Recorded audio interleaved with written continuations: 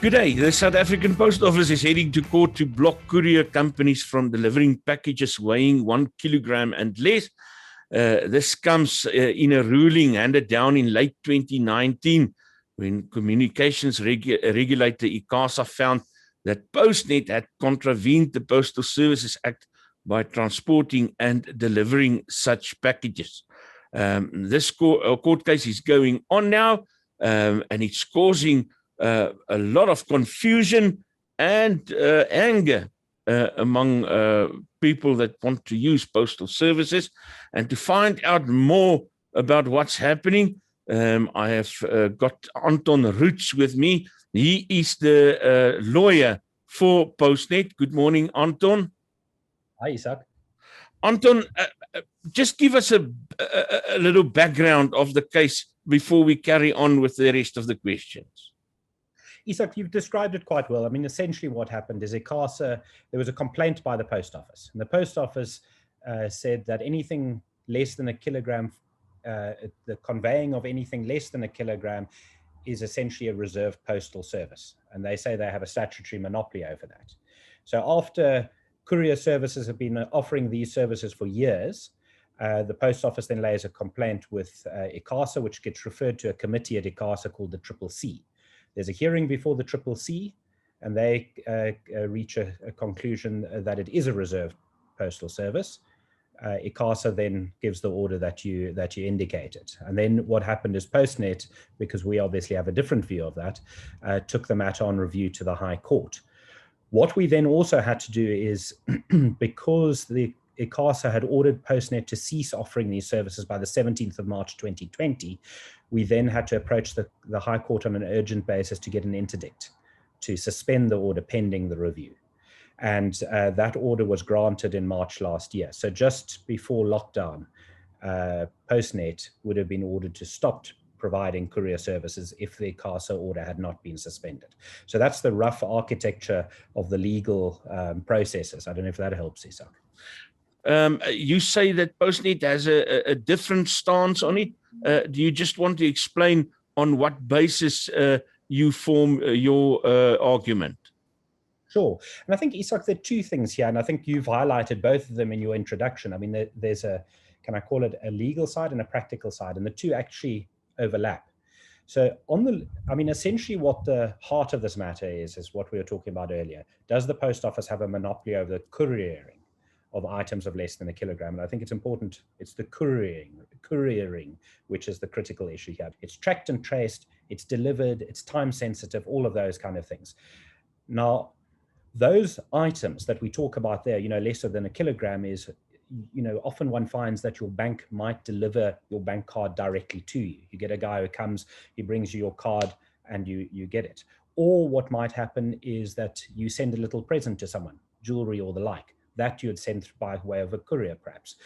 Your car license, your passport, if you apply for a visa, you go and hand it in, and then often it's brought back to you. All of that would have been normally done through a courier service. But Isaac, it's also small practical things that one thinks about. I remember a friend of mine left keys in Cape Town, flies back to Johannesburg, cars parked at the airport. What do? You courier the keys up. Now, the post office is essentially saying all of those fall within our statutory monopoly.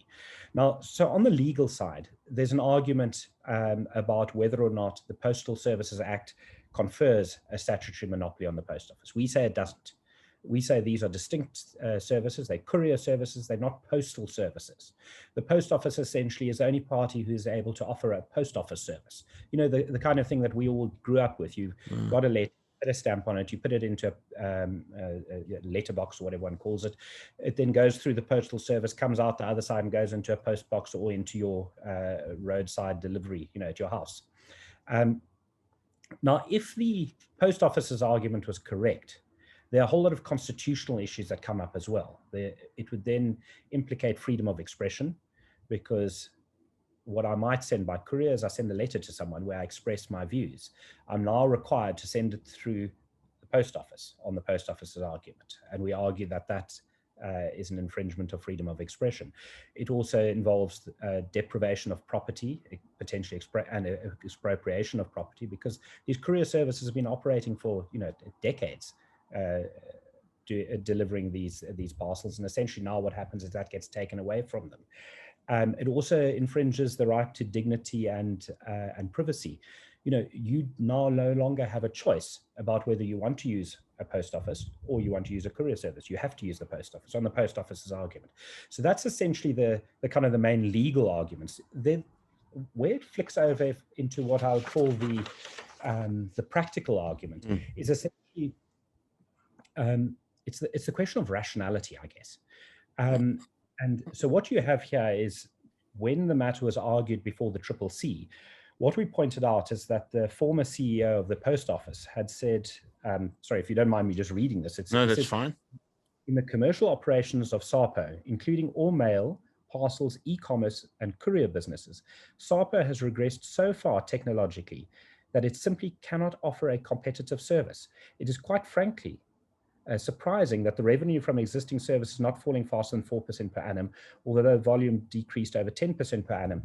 This is, this is in 2018, 2019, the SAPO plan. And in fact, the CCC, when they look at this, many would say and support Postnet, SAPO, and the three others presenting that the post office, I'm just paraphrasing, is simply not up to the task, given the massive 2014 strike and the concession by its managing director, having recently stepped down, quoted in the hearing that the backlog of SAPO is enormous. And I mean, at this stage, we also pointed out when the review was launched that in November 2018, SAPO's chief executive officer confirmed that SAPO had a local mail backlog of 4.8 million items and an international mail backlog of 38 million parcels and letters.